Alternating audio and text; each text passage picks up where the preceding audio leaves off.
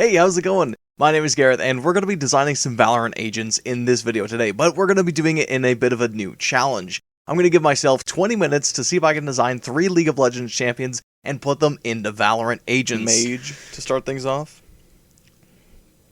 Is that Lee Sin? That's Lee Sin, okay. So we're going to get our handy-dandy drawing book. Nice. Janna.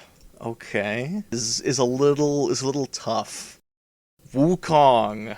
Alright, editing Gareth here, and I've got quite the challenge. Lee Sin started off pretty hard because in League he's a dueling supportive melee champion. Obviously he wouldn't work in Valorant in the slightest, but I had a brain blast early on where his first ability would work like a waylay refract. He would use it on terrain beforehand, can't be player terrain, and for the next 10 seconds he could run around and do whatever, but if he wanted to go back, he would have to look at the mark and have a direct line of sight to it, meaning if you turn a corner, you can't use it. A nice touch is that while dashing, you're unkillable like waylay. In hindsight, this ability kinda sucks because aside from the duration, waylays is significantly better. That being said, you could use it to enter onto a site without worry, which is pretty handy, but regardless, it's still a cool ability. His signature was another toughie, but I ended up settling with a jet dash, but with some soft info gathering. After the dash finishes, Lee Sin searches in an area around him. If there are any enemy units in that area, he gets a 25 health shield for 3 seconds. These could be any enemy units, like Timmy the Turret, Yoru Clone, etc. Even if there's 15 million enemies in range, you still get the 25 health shield. If there's no enemies in range, you don't get anything. His third was kinda easy because in League it reveals enemies around him, and obviously that's stupid powerful for Valorant, so we changed it a bit to be like Lion from R6. Lee smacks the ground and all enemy units in an area around him get pinged on the ground. The pings don't have elevation, so you can't tell if the enemy is on a box, what enemy it is, if it's an agent or not. Every visible hostile thing in the area gets pinged. His ulti was really hard because in League he has to get up close to someone and kicks them away. Getting up close does not translate well for Valorant, so I ended up going with a kind of solo ulti, but it comes with a condition. He has to kick a wall. In exchange, his area is wider, shorter, doesn't reveal on tag, and he only gets 2. Janna is next up, and she is much easier than Lee because her kit translates surprisingly well into Valorant. Her Q is a tornado you can charge up to go farther, deal more damage, and knock up enemies. Her W is a thing that slows and deals damage to an enemy hit. Her E is a shield that gives damage, and her ulti pushes enemies away and heals allies inside every second. Her first ability is more or less the same in League. You look at a direction and create a 100 health tornado. Over the next 5 seconds it grows in size, range, and smoke duration. Janna can recast her ability to send the tornado along the path automatically, and if the tornado dies before use, the ability stops. Anyone hit by the tornado takes damage and gets knocked back. The tornado also creates a smoke wall that increases in duration the longer you charge the tornado. It's great at entering onto sites and stopping pushes through choke points. Her next ability is a single target buff that increases a unit's speed for a short time. Nothing else honestly, it's just kinda meh. Her signature gives someone a 25 health shield and gives them extra bullet damage on their next couple shots. The main reason is combat stims are already in the game and really only benefit spam weapons because they increase attack speed, and I wanted to give low fire rate weapons some love by only buffing the next couple shots they take. Her ultimate is a big AoE heal like Sky's AoE heal, but it heals up to 200 health, healing 20 health per second. While casting, Janna can't move, use any abilities, and any displacement ends the ultimate early. After I finished designing her kit, I decided to give her a passive because aside from her Q, the rest of her kit is kinda situational. To give her more consistency, I decided to give her a passive where allies hit by her abilities get a 15 health shield, and she could shield people for a maximum of 75. This is unfortunately completely broken, and I should have changed it to giving a 10 health shield, and she could shield people for up to 25 max. This way if an ally bought light or heavy armor, Janna's shield does literally nothing. But if you have no shield, it's pretty darn good. I also got into a tangent in the video where I talked about econ supports and how Sage is really the only econ support because she can save someone and give them a gun they don't need to buy. I really wanted to make another econ support, so Janna makes it so you don't need to buy light armor or a regen shield. Wukong is our final agent for today, and with a minute left, I wasn't sure if I could do it, but I still gave it a shot. His first ability ended up being a copy and paste of his League ability where he slams his staff down and creates an area that deals damage and slows everyone inside. His signature is an unkillable, nearsighted clone that is controlled like a fade dog. It lasts a short duration, and if it sees an enemy, when it runs out of time, it dies and makes a sound. If it sees nothing, it makes no sound when it's over. However, to counterbalance it, if it sees multiple things, it still makes the same sound as if it found one thing. His third ability was pretty tricky at first, and I ended up having to fully change it from a dash, like it is in League, to countering smokes. Wukong looks in a direction and shoots out some wind from his staff and puts a hole in the smoke until it fades. I ramble on about it in the video, but I think there's too many smokes in Valorant, so I wanted to make a cool counter for it. His ultimate is a little strange because in League it knocks up everyone around him, but that kinda doesn't work for Valorant because you'd have to get close to people. I decided to make it to where he shoots a clone in a straight direction and it deals damage and knocks up everything it hits. In the air, you're much less accurate, and it also deals damage, which is obviously pretty nice. So that's the video. Honestly, I'm pretty happy with how they turned out, but I definitely did not do it in 20 minutes like I initially thought.